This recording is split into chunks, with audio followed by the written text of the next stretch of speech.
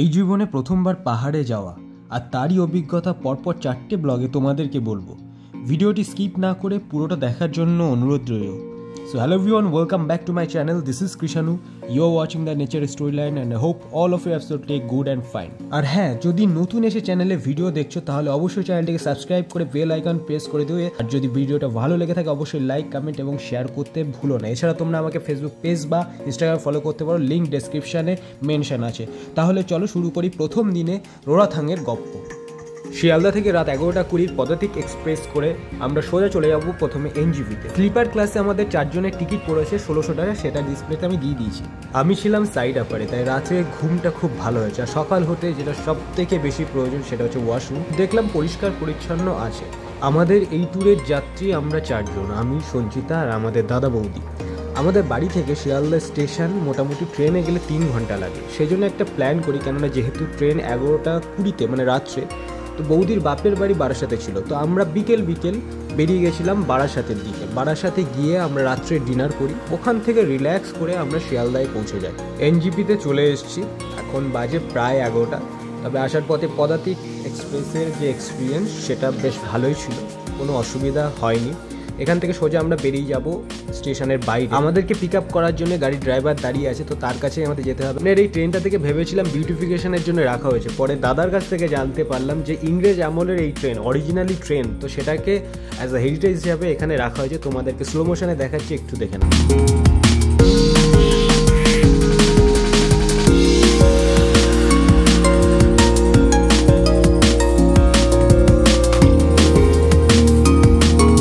Station থেকে বেরিয়ে আমরা আমাদের গাড়ির কাছে চলে এসেছি। আমাদের যে ট্যুর এজেন্সি আমরা বুক করেছিলাম সে গাড়ি পাঠিয়ে দিয়েছে।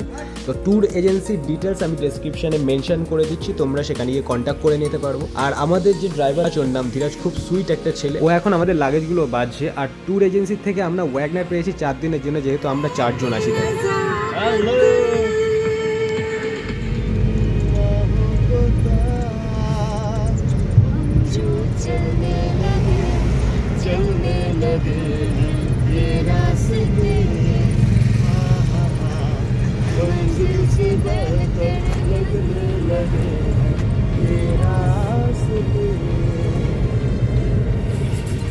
ওর পিছনটাও তো পাহাড়।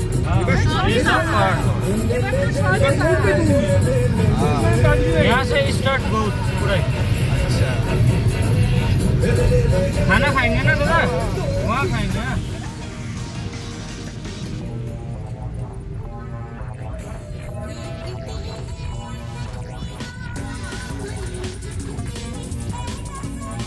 পাহাড়ের ল্যান্ডস্লাইডিংয়ের যে ভিডিওগুলো দেখি, তো আমার জীবনে প্রথম পাহাড় আর প্রথম ল্যান্ডস্লাইডিংয়ের ঘটনাই কাছ থেকে দেখলাম, ড্রাইভার দাদার থেকে শুনছিলাম। এখানে হয়েছিল ল্যান্ডস্লাইড, তো এখানে এখন পরিষ্কার করে ঠিকঠাক করে দিয়েছে। সামনে আরও খারাপ জায়গা আছে।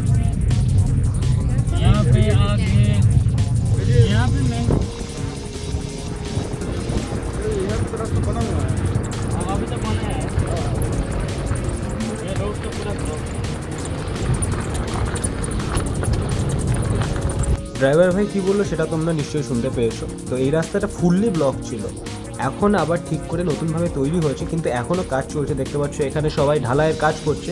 পাশ দিয়ে কনক্রিটের একটা গার্ডওয়াল তৈরি হচ্ছে। রাস্তাটা বেশ চওড়া হয়েছে, কিন্তু এই গাড়ি ফাড়ি যাচ্ছে প্রচণ্ড পাথরের ধুলো বার হচ্ছে। আমরা টোটালি কাঁচ বন্ধ করে যাচ্ছি, যদি কাঁচ খুলি নাকে মুখে এই পাথরের ধুলো ঢুকছে আর নাক মুখ জ্বালা করে যাচ্ছে। আর পাঁচ দিয়ে দেখো কীরকমভাবে কেটে সুন্দর করে ফিনিশিং করে দিয়েছে, দিয়ে তার উপরে গার্ডওয়াল করে বেশ একটা গার্ড দিয়ে এই জিনিসটাকে ঠিকঠাক করছে। তো গাড়িগুলো পুরো ধুলোতে ভর্তি হয়ে যাচ্ছে। এনজিপি থেকে বেশ অনেকটা দূরেই চলে এসেছি, আর এখন অনেক খিদে পেয়ে গেছে। তো ধীরাজ ভাইকে বললাম, তো হোটেল আদিত্যই আমাদেরকে দাঁড় করালো। এখন আমরা সকালে টিফিন খাবো। এখন দেখো টাইম প্রায় 2টো বাজে। তো এই হোটেলটাই ও দাঁড় করালো, বললো এই হোটেলটা ঠিকঠাক খাবার দেয়, পরিষ্কার পরিচ্ছন্ন। তো সেই জন্য আমরা ঢুকে পড়লাম এখানে খাবারের জন্য। তো আমরা মোটামুটি অর্ডার দিয়েছি এখানে চাউমিন, জেনারেলি এখন চাউমিনই খাবো, খেয়ে আবার বেরিয়ে পড়বো।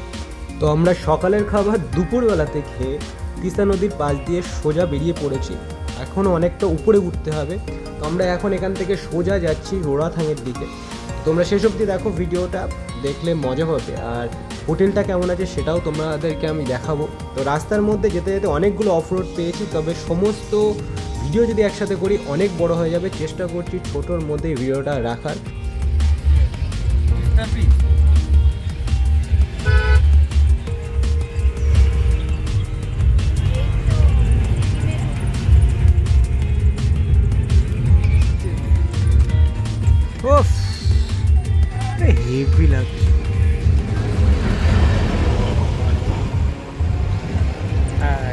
পেয়েছো।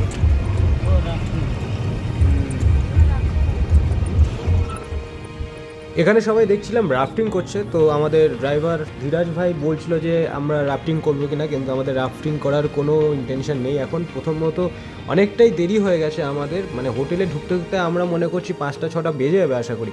সেই জন্য চেষ্টা করছি তাড়াতাড়ি বেরিয়ে যাওয়ার, আর চারিদিকের যে ভিউগুলো সেগুলো দেখবো, গিয়ে ওখানে গিয়ে রেস্ট নেব। আর মাঝে মাঝে যে সমস্ত অফরোডগুলো দেখতে পাচ্ছি বেশ ভয় লাগছে, এখনও আকাশ পরিষ্কার তাই এই অবস্থা। তো ধীরাজ ভাইকে বলছিলাম, বলছে আরও উপরে উঠলে আরও কয়েক জায়গা আছে যেখানে এরকম অফরোড আছে, আর আমাদের হোটেলে পৌঁছাতে এখনও বেশ খানিকক্ষণ সময় লাগবে। তো আমরা চেষ্টা করছি সন্ধে হওয়ার আগেই আমরা যেন হোটেলে পৌঁছে যেতে পারি, সেরকমভাবে আমরা এগোচ্ছি।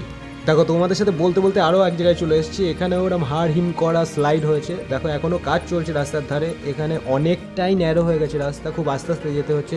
এবার বলো এরপরে যদি সন্ধ্যা হয়ে যায়, সন্ধ্যার সময় যদি আমি এই রাস্তা দিয়ে ক্রস করতাম তাহলে কি অবস্থাটা না হতো। সেই জন্যেই সকাল সকাল যেন তাড়াতাড়ি বেরিয়ে যেতে পারি আর সকাল সকাল আমরা রোয়াথাঙে পৌঁছাতে পারি, সেটাই আমি ধীরাজ ভাইকে বলছিলাম যে বস তাড়াতাড়ি চলো। এখানে দেখতে পাচ্ছ সবাই আমরা লাইনে দাঁড়িয়ে রয়েছি, কেননা এখানে রাস্তাটা এত সরু হয়ে গেছে, দুটো গাড়ি পাস করবে না, একটা পাস করে চলে আসবে আর একটা যায়, মানে রাস্তাটা কতটা সরু হয়ে গেছে এখানে সেটা নিশ্চয়ই তোমরা বুঝতে পারছো। আর সাথে সাথে এই অফরোডগুলো আমার ক্ষেত্রে যেহেতু প্রথম, তো এটা খুব অ্যাডভেঞ্চারাস লাগছে আমার।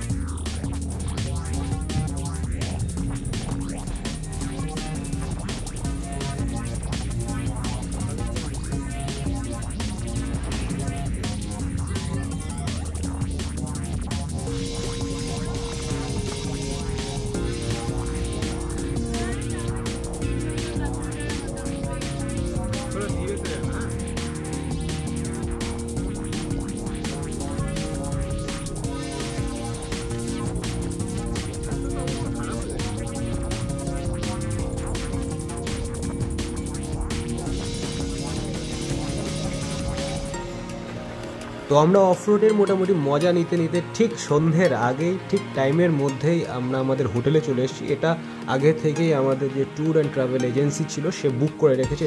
হোটেলের নাম দেখলাম হোটেল বনলতা, তবে লোকেশনটা ফাটাফাটি লোকেশন। আমাদের যেখানে হোটেলটা দিয়েছে সামনে দিয়ে তিস্তা নদী বয়ে যাচ্ছে, সামনে একটা সুইমিং পুলের একটা জায়গা দেখতে পাচ্ছি, কিন্তু ওখানে কোনো জল নেই, তো ওটা পরে আমরা এক্সপ্লোর করবো। আগে আমরা রুমের ভিতরে যাই, লাগেজ রেখে ফ্রেশ হয়ে লাঞ্চ করবো। এখন প্রায় 5টা বেজে গেছে, সন্ধ্যা হয়ে যাবে, তার আগে আমি টোটাল ভিউটা একবার ঘুরিয়ে তোমাদেরকে দেখিয়ে দেবো। তো এটা রোরাথাঙে হোটেল বনলতার এন্ট্রান্স, বেশ বড় সড়ো একটা হোটেল, বেশ সুন্দরভাবে ডেকোরেশন করা আছে এন্ট্রান্সটাকে। তো আমরা ভিতরে ঢুকে তোমাদের ভিতরের ডেকোরেশনটা দেখাবো। ভিতরের যে ডেকোরেশন বা লাইটটা বেশ অন্য একটা অ্যাম্বিয়েন্স তৈরি করেছে। সামনে ঢুকেই একটা বেশ সুন্দর ঝাড় দেখতে পাচ্ছি, খুব সুন্দর ঝাড় দেখতে পাচ্ছ, নিশ্চয়ই তোমাদেরও পছন্দ হয়েছে। ঝাড়টা কেমন হয়েছে কমেন্টে অবশ্যই জানিও। আর এখানে সামনে রিসেপশন আছে। তবে এই হোটেলের একটা জিনিস আছে, যেটা হচ্ছে এটা রেস্টুরেন্ট কাম বার, তো এখানে ফ্যামিলি এসে আরামসে খেতে পারবে, কোনো অসুবিধা নেই, মানে ওরাই রান্না করে ওরাই সার্ভ করে দেবে। আর আমাদের টোটাল প্যাকেজটাই ছিল মানে থাকা থেকে শুরু করে গাড়ি, খাওয়া দাওয়া সব A to Z কমপ্লিট একটা প্যাকেজ নিয়েছিলাম, কারণ আমরা হেডেক নিতে চাইনি। প্রথম কথা, আমার ক্ষেত্রে প্রথম পাহাড়ে যাওয়া, দাদা বৌদি অনেকবার গেছে, দাদার তো প্রচুর এক্সপিরিয়েন্স আছে, তো দাদাও রিস্ক নেয়নি, কেননা এই ঝামেলাটা আমরা কেউ নিতে চাইছি না। আমরা রিল্যাক্সে ঘুরতেই প্ল্যান করেছিলাম, সেই জন্যেই আমরা টোটালটাই ট্যুর অ্যান্ড ট্রাভেলসের উপরেই দায়িত্ব দিয়ে দিয়েছিলাম। তো এখন সন্ধ্যা হয়ে গেছে, দুপুরে খাওয়া দাওয়াটা যেটা বিকেলে আমরা সারলাম, সেরে আমরা সোজা চলে এসেছি তিস্তার ধারে। অলরেডি সন্ধ্যা হয়ে গেছে, কেননা খেয়েই চলে এসেছি।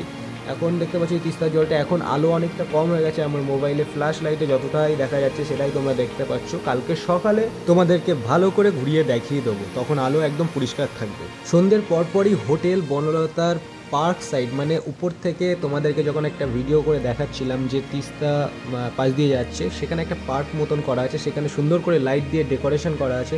এখানে সবাই এসে বসে খাওয়া দাওয়া করে। তো এখানে বারবিকিউয়ের একটা ব্যবস্থা হয়েছে, সেটা আমরা রিসেপশন থেকে জানতে পারি। তো দাদা কথা বললে প্রায় 2000 টাকার কাছে প্রথমে বলছিল যে বারবিকিউয়ের জন্য, তো সেটা কথাবার্তা বলে আমাদের জন্য 800 টাকায় কমপ্লিট হয়েছে। দেখো অলরেডি বারবিকিউ তৈরি করার প্রসেস চলছে, এখানে আগুন জ্বালিয়ে দেওয়া হয়েছে, এরপরে এর উপরে ম্যারিনেট করে যে মাংস সেইগুলো দিয়ে বারবিকিউ তৈরি হবে। তো সেটা খেতে নাকি খুব সুন্দর হয়, আর বিশেষ করে এই রকম ওয়েদারে এরকম লোকেশনে, প্রথম কথা ঠান্ডা বেশ লাগছে, পাশ দিয়ে তিস্তা বয়ে যাচ্ছে, আর এত সুন্দর একটা পরিবেশ তৈরি হয়ে রয়েছে। তো এখানে আশা করি ফাটাফাটি লাগবে জিনিসটা। তো এই ভাই এখন বারবিকিউ তৈরি করার জন্যে কাঠগুলো এখান থেকে পাশেই কাঠ রাখা রয়েছে, সেইগুলো কাটছে, এটাই আগুনের মধ্যে দিচ্ছে। একটু পরেই মাংসগুলো এই যে শিটের একটা স্ট্রাকচার আছে তার উপরে রাখা হবে। দেখতে পাচ্ছ এইগুলো কিন্তু গাড়ির টায়ার দিয়ে কি সুন্দরভাবে ডেকোরেশন করে রাখা হয়েছে, মানে অ্যাকচুয়ালি নদীর ধারে পার্কগুলো যেমনভাবে ডেকোরেশন করা থাকে সেরকমভাবেই ডেকোরেশন করা রয়েছে। আর যে বসার জায়গাগুলো, এই বসার জায়গাগুলো কিন্তু বাঁশ দিয়ে সুন্দর করে ডেকোরেশন করা আছে, যেটা জেনারেলি আমাদের এখানেও এরকমভাবে তৈরি হয়। এখান থেকে একটা সিঁড়িও আছে, এই সিঁড়ি দিয়ে কিন্তু সামনে খরস্রোতা তিস্তা, সেটা সকাল হলে তোমরা বুঝতে পারবে। তো এখন মোটামুটি এই মাংসগুলো দিয়ে দেওয়া হয়েছে, এখানে একটা বড় নেট দিয়েছে, নেটের উপরে মাংসগুলো দিয়েছে, এটাকে পোড়ানো হবে, তারপরে এটা আমরা খাবো। তো এটা আমাদের প্লেটে দিয়ে দিয়েছে মোটামুটি 800 টাকায় 1 কিলো বারবিকিউ। তো এটা দেখতে বেশ জুসি, আর তার সাথে আমাদের ছিল ভেজ পকোড়া, সেটা খেয়ে আজকে আমাদের টোটাল ব্লগটা এখানেই শেষ হবে। দেখা হচ্ছে নেক্সট ব্লগে। See you soon guys, take care, tata, good by.